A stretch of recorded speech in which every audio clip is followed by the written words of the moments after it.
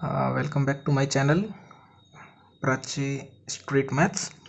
आज हम Prachi maths book solve कर रहे हैं क्लास 6 का एक्सरसाइज 2.2। क्वेश्चन नंबर 13 से शुरू करेंगे। क्वेश्चन नंबर 12 तक के लिए एक अलग वीडियो है जो ऑलरेडी अपलोड है चैनल में, उसको आप चेकआउट कर सकते हैं। मैं डिस्क्रिप्शन में उसका लिंक मेंशन कर दूंगा। 13th का फर्स्ट से हम शुरू करते हैं, बट पहले एक बार 13th क्वेश्चन को रीड करते हैं हम लोग। जो है if a equal to 4, b equal to 3 and c equal to 6 find the following. और इसका पहले हम लिख लेते हैं, वैल्यू लिख लेते हैं। a equal to 4, b equal to 3 and c equal to 6। तो जो इसका फर्स्ट पार्ट है उसमें हमसे पूछा गया है कि a इंटू ब्रैकेट में b प्लस c की वैल्यू निकालनी है। तो बहुत सिंपल क्वेश्चन है, इसको हम कुछ नहीं करना, बस वैल्यूज पुट कर देनी है और सॉल्व कर देना है। a की value 4 multiply by bracket S it is रहेगा, b की value 3 plus sign S it is, c की वैल्यू 6 ब्रैकेट क्लोज। अब हम इसको सॉल्व कर देंगे। बॉडमास रूल होता ही है हमारा, तो सबसे पहले ब्रैकेट सॉल्व होगा बॉडमास रूल के अकॉर्डिंग। तो 4 मल्टीप्लाई बाई ब्रैकेट में है 3 प्लस 6 जो कि हो जाएगा 9 और 4 9 जा 36। तो ये हो जाएगा हमारा आंसर 36 इसके फर्स्ट पार्ट का।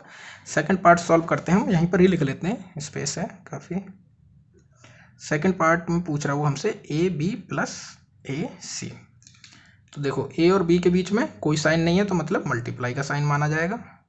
ए और सी के बीच में कोई साइन नहीं है तो मतलब मल्टीप्लाई का साइन माना जाएगा, क्योंकि जब तक ये लेटर्स में लिखे हुए हैं तब तो हम बिना मल्टीप्लाई के साइन के लिख सकते हैं, बट जैसे ही हम ए और बी की वैल्यू पुट करेंगे तो ए की 4 और बी की 3, तो हम 43 एक संग नहीं लिख सकते, बीच में कोई साइन देना पड़ेगा और वो साइन रहेगा हमारा मल्टीप्लाई का। 4 मल्टीप्लाई बाई 3 प्लस ए की वैल्यू वापस क्या है 4 और सी की वैल्यू 6, 4 मल्टीप्लाई बाई 6 सॉल्व करते हैं। 4 3 जा 12 प्लस 4 6 जा 24, 24 और 12 हो जाएगा हमारा 36। तो इस वाले पार्ट का आंसर हो जाएगा 36।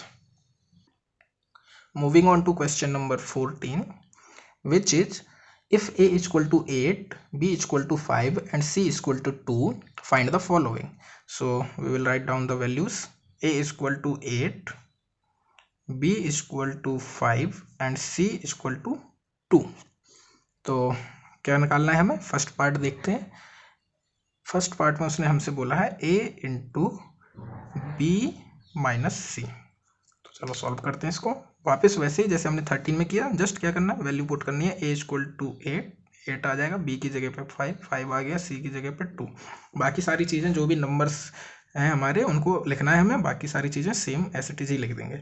8 ही रहेगा, 5 पहले ब्रैकेट सॉल्व करेंगे तो 5 - 2 3, 8 3 जा 24। तो इसका आंसर आ गया हमारा 24। सेकेंड पार्ट इनका है ए बी माइनस ए सी। तो जैसा हमने अभी 13th में किया था सेम इसी तरीके से 14th में भी इन दोनों के बीच में कुछ नहीं है तो मतलब मल्टीप्लाई का साइन आएगा।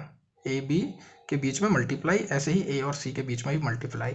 अब हमें वैल्यू पुट कर देनी है। ए की वैल्यू थी 8, बीच में मल्टीप्लाई, बी की वैल्यू है 5 माइनस का साइन, ए की वैल्यू है 8 मल्टीप्लाई, सी की वैल्यू है 2। सॉल्व करते हैं। 8 5 जा 40 माइनस 8 2 जा 16, 40 माइनस 16 हो जाता है हमारा 24। तो 24 आंसर हो जाएगा इसका भी। तो इस तरीके से अभी हम दोबारा वापस रिकैप करते हैं एक बार 13th और 14th क्वेश्चन को। हमें दोनों में ही सॉल्व करने के लिए बोला गया था, फाइंड द फॉलोइंग बोला गया था और वैल्यूज दी हुई हैं। वैल्यू थी a equal to 4, b equal to 3, c equal to 6 और पहला जो हमें वो दे रखा है उन्होंने सम, वो दिया था a इंटू ब्रैकेट में b प्लस c। हमने a की जगह वैल्यू रख दी a की 4, ब्रैकेट लगा के बीच में मल्टीप्लाई साइन था ही, b की वैल्यू रख दी 3, c की वैल्यू रख दी 6, प्लस का साइन था। पहले हमने ब्रैकेट सॉल्व किया तो 3 और 6 को जोड़ के 9 आ गया, 9 में 4 का मल्टीप्लाई करके 36। जो दूसरा पार्ट था उसमें दिया था उन्होंने हमें ए बी प्लस ए सी।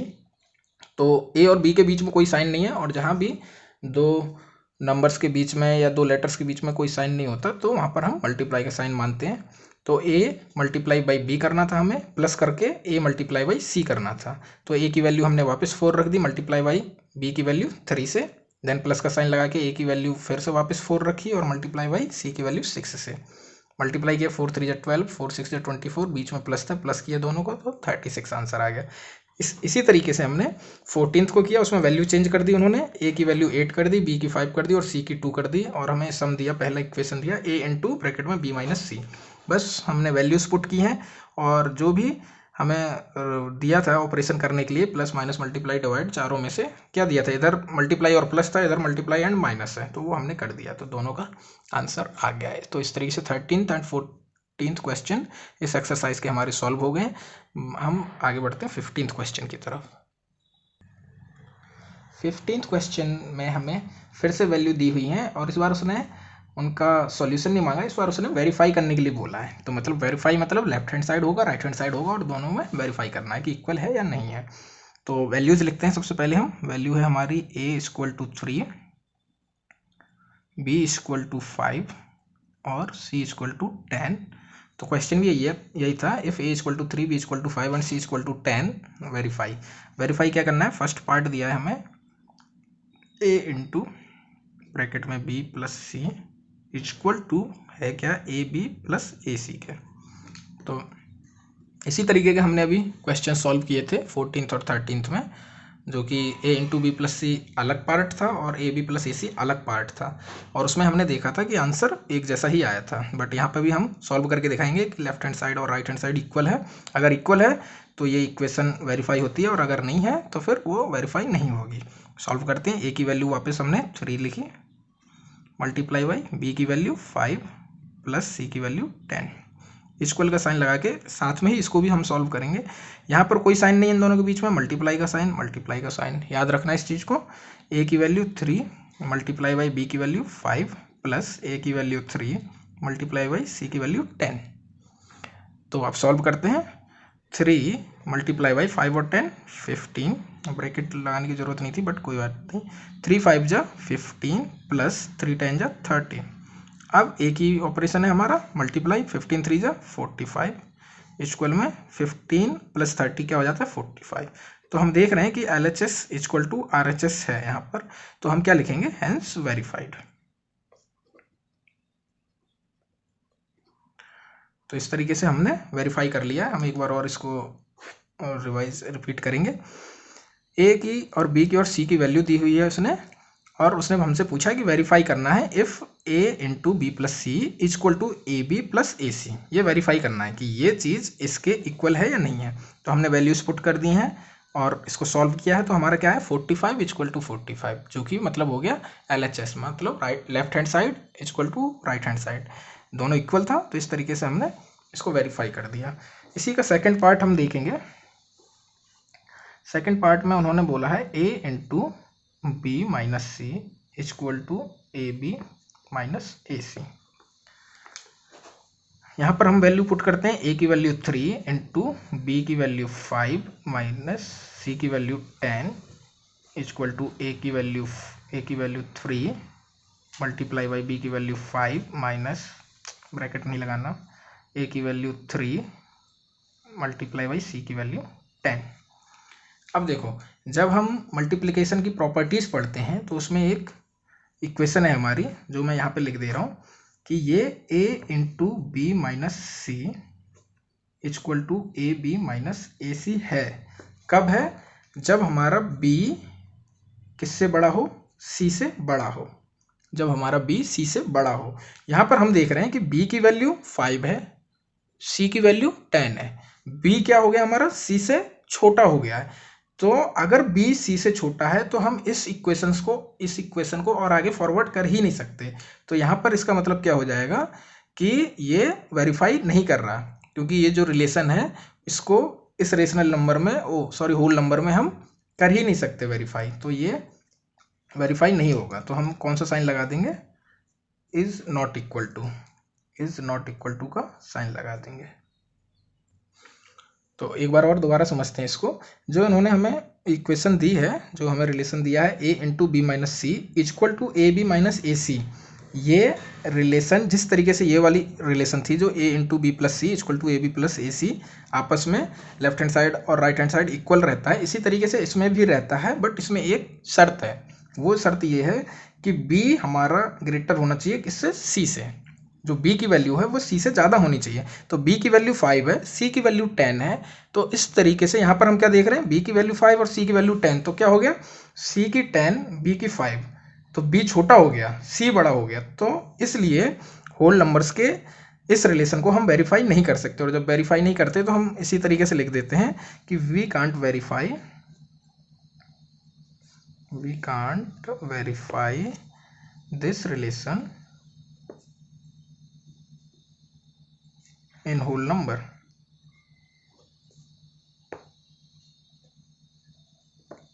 और यदि इसी जगह पे b की वैल्यू c से बड़ी होती तब हम इसको प्रॉपर सॉल्व करते और उसका भी लेफ्ट हैंड साइड और राइट हैंड साइड इक्वल ही आता, बट अभी हम इसको वेरीफाई नहीं कर सकते। क्वेश्चन नंबर 16 को सॉल्व करते हैं हम लोग। Question number 16 is if a equal to 84 and b equal to 4 verify whether a divided by b is not equal to b divided by a।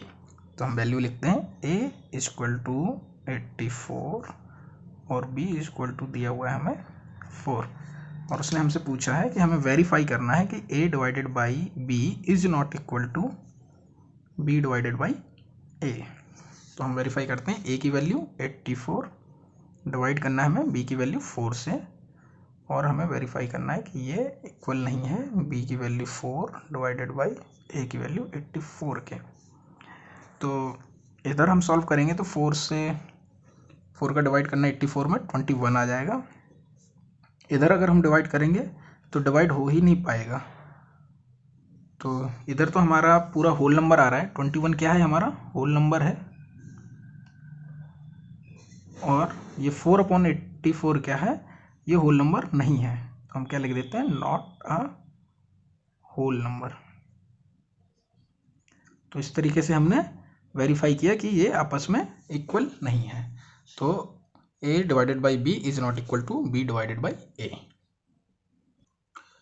17th question solve कर रहे हैं अब हम, जो कि है if a equal to 24 b equal to 4 and c equal to 2 verify whether a divided by b divided by c is equal to a divided by b divided by c।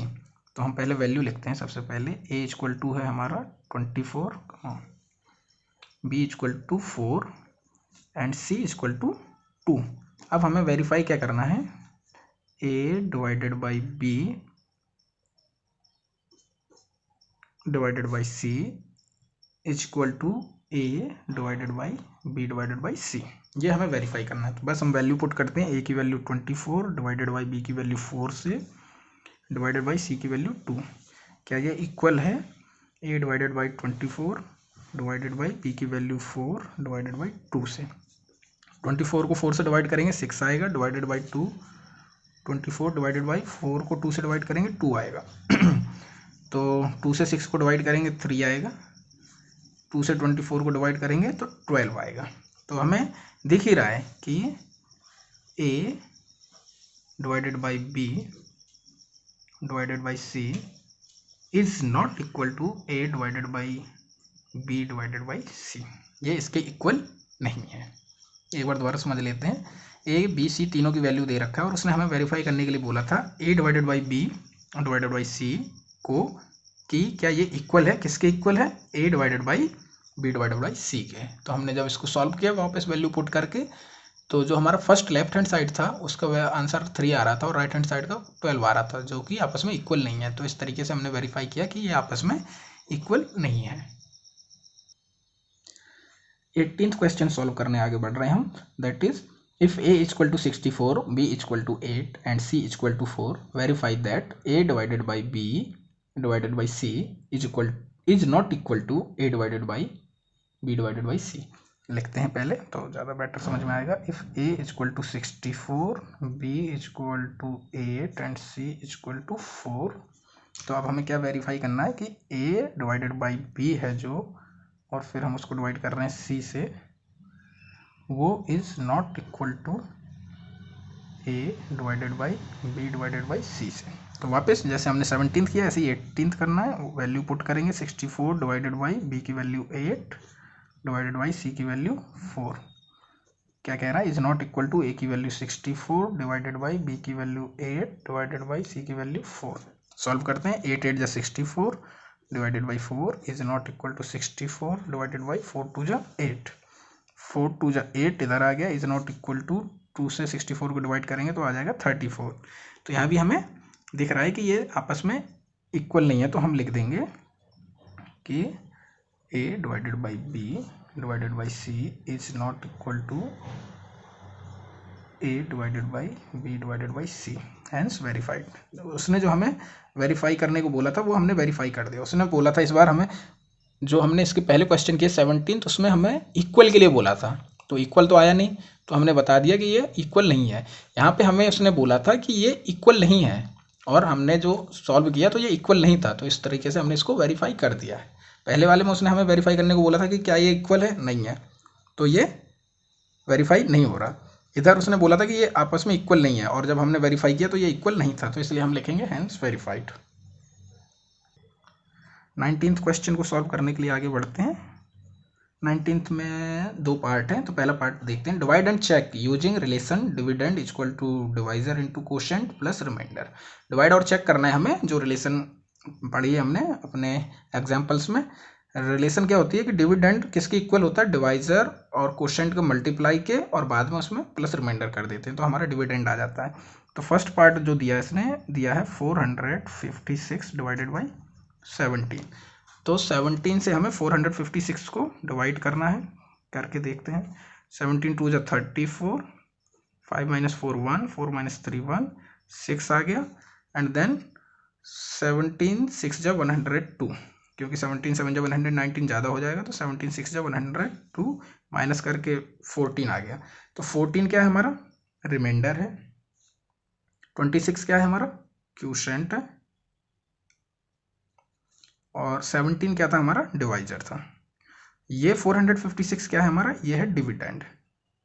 ठीक है, अब हमारा जो फॉर्मूला है वो क्या है, dividend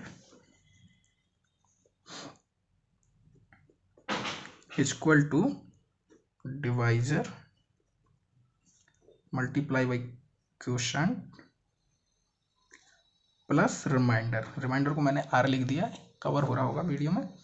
अब हम इसको सॉल्व करेंगे। डिविडेंड हमारा कितना था, 456। ये आना चाहिए डिवाइजर कितना है, 17 मल्टीप्लाई बाई क्वोशिएंट आया था हमारा 26 प्लस रिमाइंडर क्या था 14।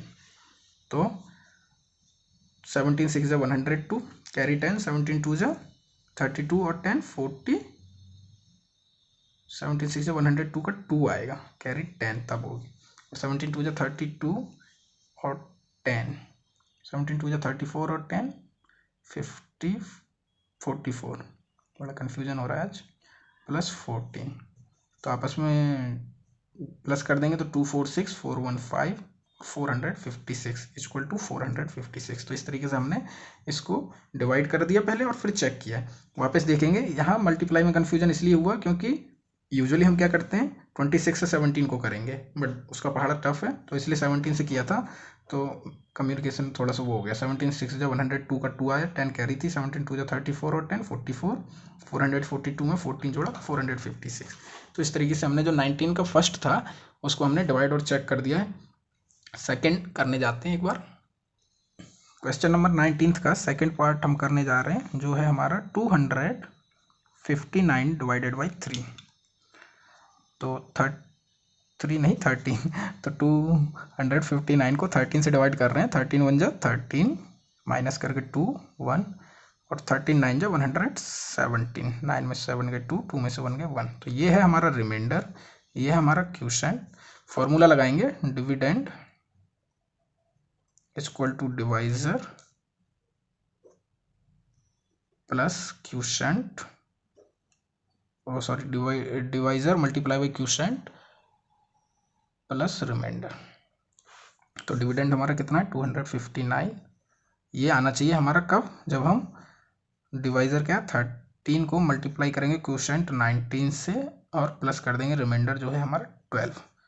तो करते हैं 19 3 जा 57, कैरी 5, 19 1 जा 19 और 5 24 प्लस 12, 247 में 12 जोड़ेंगे तो आ जाएगा हमारा 259, जो कि हमें चाहिए ही था। तो इस तरीके से हमने ये डिवाइड किया और ये चेक किया। तो डिवाइड एंड चेक मेथड से क्या होता है, आप कोई सा भी डिवाइड करते हो तो उससे आप खुद चेक कर सकते हो। अगर एग्जाम में कभी भी कोई डिवाइड आ रहा है आपको और आपने डिवाइड किया और यदि आपके पास इनफ टाइम है कि आप इस फॉर्मूले से उसको चेक कर लो, तो आपको टेंशन लेने की ज़रूरत ही नहीं है कि वो सही है या गलत है, क्योंकि वो आपको ही पता चल जाएगा कि वो सही है या गलत है, बशर्ते आपका डिवाइड और फिर बाद में जो ये मल्टीप्लाई होता है ये थोड़ा सही होना चाहिए।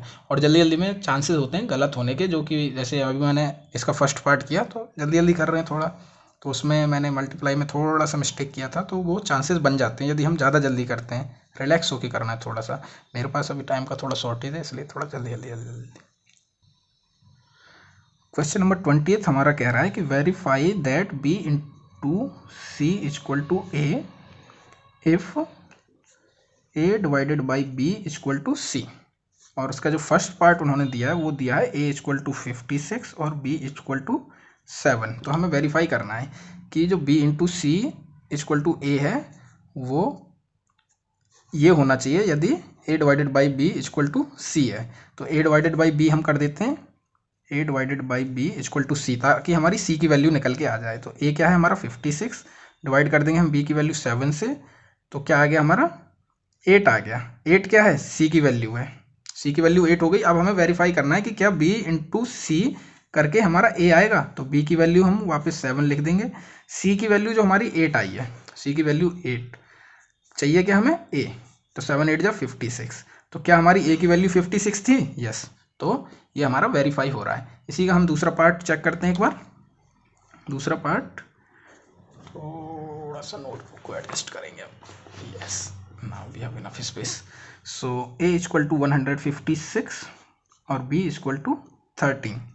क्या बोला गया था हमें कि b into C equal to A if a divided by b equal to C. तो a डिवाइडेड बाई b करेंगे, तो a divided by b equal में क्या आना चाहिए c। एक 156 डिवाइडेड बाई b 13 से, तो हमें क्या मिल जाएगा c मिल जाएगा। तो 13 1 जा 13, 2 13 2 जा 26, 12 आ गया। तो c की वैल्यू हमें क्या मिल गई 12। अब वेरीफाई करना है कि क्या b multiply by C equal to A है। तो b की वैल्यू हमारा 13 ही रहेगा, c की वैल्यू हमारी 12 हो गई, a की वैल्यू आ जानी चाहिए।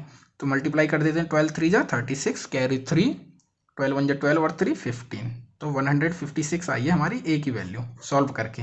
और पहले भी उन्होंने क्या दे रखी है, a की वैल्यू 156, मतलब ये आपस में वेरीफाइड हो रहे हैं। तो हम लिख देंगे हैंस वेरीफाइड। एक बार दोबारा समझ लेते हैं इस वाले को, इजी है थोड़ा, मैंने जल्दी समझा दिया है बट दोबारा समझते हैं। उन्होंने बोला है verify that b into C equal to A. ये वेरीफाई करना है, कब वेरीफाई करना है, if a divided by b equal to C. यदि हम a को b से डिवाइड कर रहे हैं और फिर c आ रहा है, तो हमें वेरीफाई ये करना है कि b और c का मल्टीप्लाई करके a आएगा। तो a की वैल्यू उन्होंने फर्स्ट पार्ट में 56 दी है, b की वैल्यू 7 दी है, c की वैल्यू नहीं दी है, वो हमें निकालना है इसकी हेल्प लेके। तो a डिवाइडेड बाई b जब हमने किया, 56 को 7 से डिवाइड किया, तो हमें c की वैल्यू मिल गई 8, क्योंकि जब हम a को डिवाइड करेंगे b से तो अब हमें c की वैल्यू मिल रही है। तो c की वैल्यू क्या मिली 8। अब उसने बोला था कि वेरीफाई क्या करना है, b into C equal to A. तो b into C equal to A, ये चीज़ हमें वेरीफाई करनी थी। तो b की वैल्यू हमने वापस 7 रख दी, c की वैल्यू हमें 8 मिली ही थी, इसको मल्टीप्लाई करके इक्वल a की वैल्यू आनी चाहिए थी। तो 7 और 8 का मल्टीप्लाई किया तो 56 आया, जो कि a की वैल्यू ऑलरेडी थी ही, यहाँ पे हमने ऑलरेडी लिखी रखा। इसी तरीके से सेकंड वाले को किया था, यहाँ पे वैल्यू चेंज कर दी थी, a की वैल्यू 156, b की वैल्यू 13। तो a divided by b equal to C करके हमने c की वैल्यू निकाली 12, और बाद में जब b और c का मल्टीप्लाई कर दिया तो हमें a की वैल्यू 156 ही मिल गई। इस तरीके से हमने इन दोनों को वेरीफाई कर दिया, और इस तरीके से हमारा क्लास 6 का एक्सरसाइज 2.2 कंप्लीट हो जाता है। हम 2.3 जल्दी ही अपडेट करेंगे। और इस एक्सरसाइज जो इस पार्ट में मैंने 13 क्वेश्चन से शुरू किया, तो मैं इसमें पूरी एक्सरसाइज का फोटो डाल दूंगा, क्योंकि कुछ कमेंट्स में डिमांड आई थी कि हमें एक्सरसाइज का फोटो भी चाहिए साथ में, शायद बुक्स नहीं हो या कुछ भी हो सकता है, या उस समय जब वीडियो देख रहे हैं उस समय बुक कैरी नहीं कर रहे हैं। तो एक बार मैं स्टार्टिंग में ही एक्सरसाइज का पूरी एक्सरसाइज का ही फोटो डाल दूंगा। और इस एक्सरसाइज के, क्योंकि ये बड़ी एक्सरसाइज थी, समझाने में टाइम लगता है, तो इसके 2 पार्ट्स बने हैं। एक पार्ट्स ऑलरेडी अपडेट हो चुका है, अपलोड हो चुका है यूट्यूब में, दूसरा हो रहा है। तो दोनों को आप एक साथ देख सकते हो, मैं लिंक डाल दूंगा दोनों ही वीडियोज़ में एक दूसरी उसका।